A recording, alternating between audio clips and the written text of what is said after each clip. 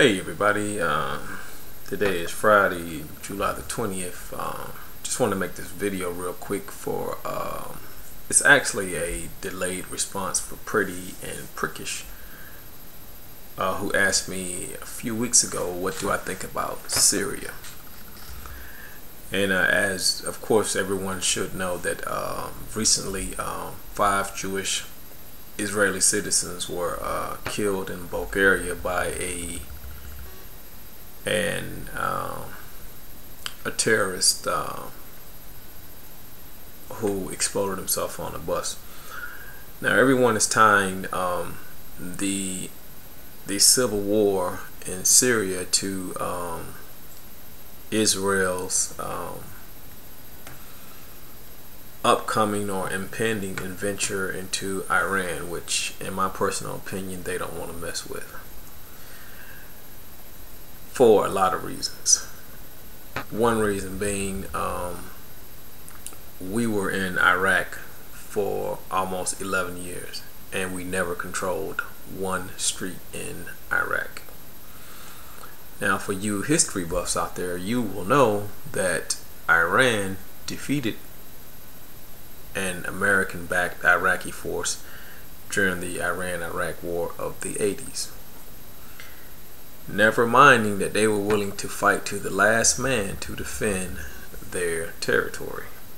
Now, but she asked me a question quickly, what I thought about Syria. Well, my mind goes in another direction when I think about Syria, and I've been following Syria very closely since the onset of this situation over there.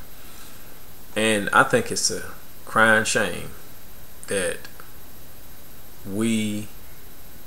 our government is backing some of the same people who would kill our soldiers overseas with IEDs and also terrorist acts. I think it's a crying shame that our government backs extremists in any situation, be it in Libya. We know that Muammar Gaddafi was killed, and some of the main people that were backed by Susan Rice and Hillary Clinton and Barack Obama were radical Muslims who belonged to the LIFG group, who were documented as having fighters in Iraq killing American soldiers. A large contingent of soldiers that were killed in Iraq, American soldiers, I say again, were from Libya. And these very same people we turned around and backed for the ouster of Muammar Gaddafi just because we didn't like him. Now these same people, led by one Hakeem Belhaj, and I've said his name in several videos, are in Syria. But like I said, my mind goes another way.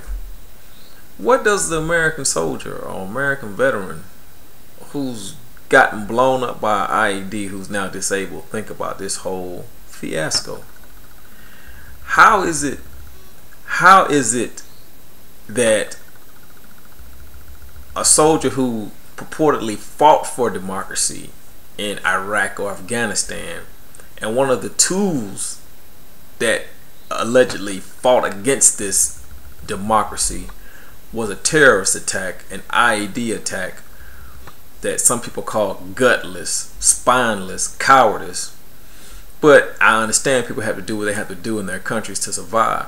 But how are these attacks all of a sudden now construed as a vehicle for democracy, when you use those same people, those same bomb makers, those same people that have hurt and injured so many innocent people, as a vehicle for you to spread democracy into Syria, spread democracy into Libya?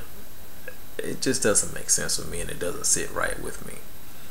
How can you be an enemy one day and a friend the next day because you're doing my bidding? Now mind you, you can't get a job at McDonald's these days with a criminal background check.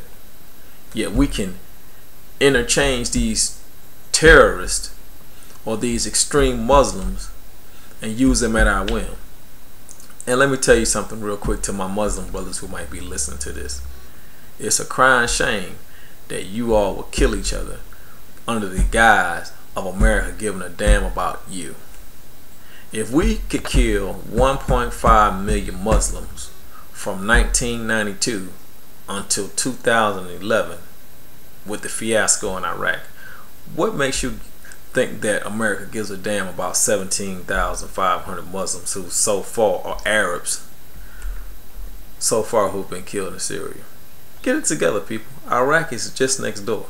It makes no sense to me, and it smells of hypocrisy, and it's utter travesty that some of the same people who have killed our American soldiers are now fighting and doing our bidding in Syria. It's just pathetic.